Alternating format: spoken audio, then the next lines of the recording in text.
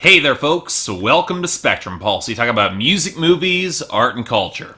And today, we're going to be talking about the newest album from Jimmy Eat World called Integrity Blues. You know, of all the albums that I was expecting that I would eventually cover this year, a new album from Jimmy Eat World was not really one of them. To be completely honest, I'm not entirely sure why that is. Probably not helped that I'm pretty divided on this group as a whole. I've never really called myself a fan. I've always considered Jimmy Eat World something of a mess of contradictions across their entire career. The lyrics treading right up to the line of emo, with frontman Jim Adkins tending to underplay a lot of his delivery, and then you pair it with instrumentation that went straight for power pop and never turned back, most of which led to songs that had a lot of swell and impact instrumentally, but weren't always well matched by a lot of their content. It's always a balancing act for me with Jimmy Eat World. At their best, they hit anthemic rock beats that could match the broader scope of their writing, or they managed to precisely nail a sweet spot that would make albums like Clarity and Bleed American so influential and emo throughout the course of the next decade. Now, granted, by emo standards, Jimmy Eat World were never great songwriters. Saying Anything never had anything to worry about, which is why I tended to like their more anthemic stabs like Futures and Chase the Light a fair bit more than most. They were trying to go for a little bit more rock swell there. Hell, I'm even willing to forgive some parts of Invented, but their album in 2013, Damage, was a frustrating listen. An attempt to go back to basics, yet with a little bit more maturity in their break approach, with their scope, a lot of their sound, and ditching Mark Trombino's production to do it left with kind of middling results at best. It's not a bad record, but it's certainly not one that I really remembered or liked or cared about. But there was a part of me that was kind of curious about their album this year, Integrity Blues. Most because they were working with producer Justin Meldal Johnson. And even though I definitely come down hard on some of his production work in the past, he's injected more personality into a lot of the bands he's worked with, and that could be a good fit for Jimmy Eat World,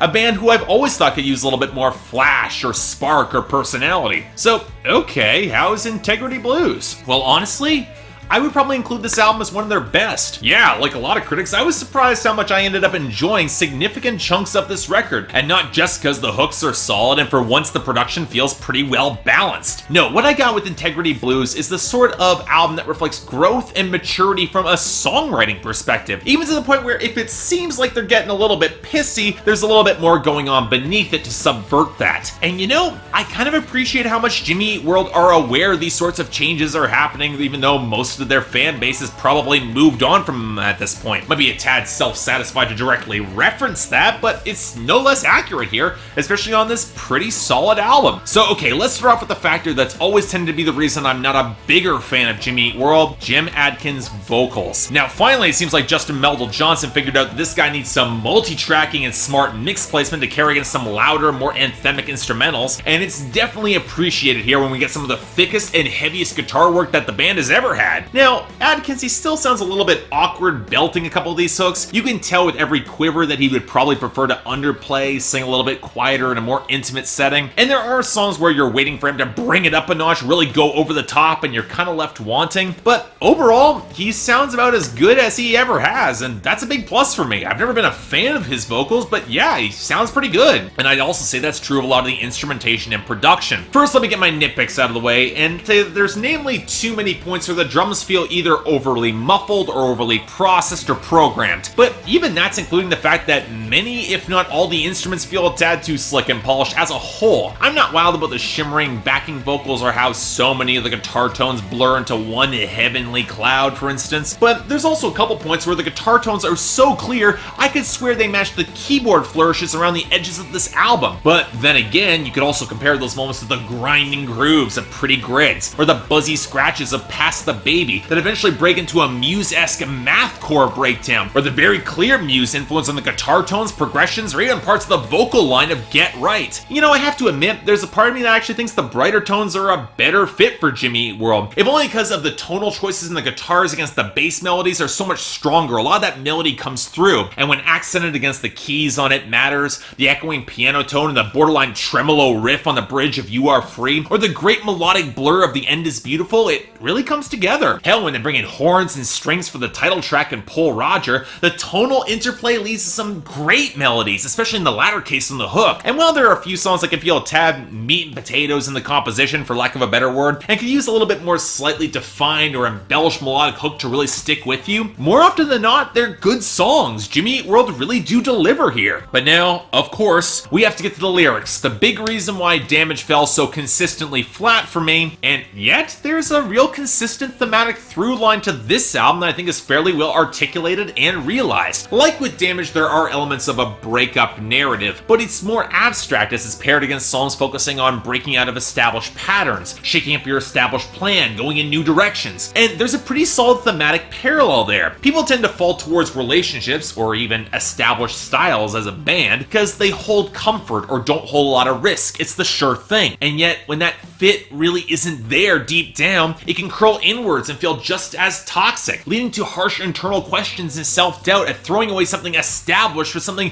nebulous and undetermined that might not be established in the long run. You have the sure thing, even if it doesn't work, just kind of stick with it. Now, that's a solid theme, but it can lead to some awkward moments. Most coming on Past the Baby, where the titular child is used as a human shield to deflect Jimmy Eat World from the criticism for taking a new path. A metaphor that doesn't just feel overwrought, but also kind of inconsistent with the stasis and insecurity of an earlier song like You With Me. Sure, that's the opener, but the progression doesn't really earn that baby as human shield point. Okay, but putting that aside, what I liked about this album is how it shows the partner in this situation is being just as intuitive to the breakdown, if not more so. You can often tell when it's not working for your partner, even if you don't want to say it, which makes the breakdown of internal barriers feel so liberating on You Are Free. And the rational, almost amicable split of The End Is Beautiful, it's actually got some real poignance to it. Now, for a while though, I thought the immediate follow-up through didn't work and almost came across as a bitchy as the protagonist rejects a tidal wave of dissent and victimization, until you realize it's an internal monologue and the last of those insecurities holding him back burning away. And I really do love the sentiment of the final song Pole Roger, where a protagonist gets lost and alone in some park, but he's not lonely, just content in not really having a defined path at this moment, and wondering if his former partner